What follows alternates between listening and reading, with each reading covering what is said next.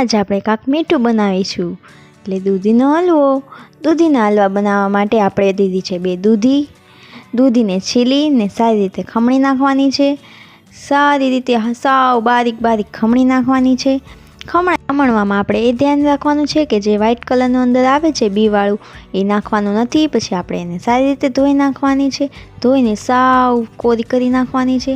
પછી આપણે એને બનાવવા માટે ચાલો ગેસ ચાલુ કરીશું. એમાં કઢાઈ મૂકીશું. એની અંદર આપણે નાખીશું દૂધી. સાવ છૂટી કરી નાખી દઈશું. પછી નાખીશું 1 કપ દૂધમાં આપણે દૂધીને પાકવા દઈશું સારી રીતે.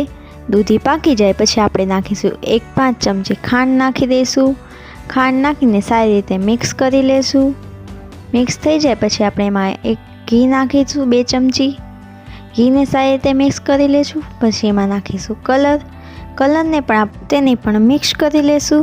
દૂધી ટ્રાય કરજો અમારો દૂધીનો હલવો.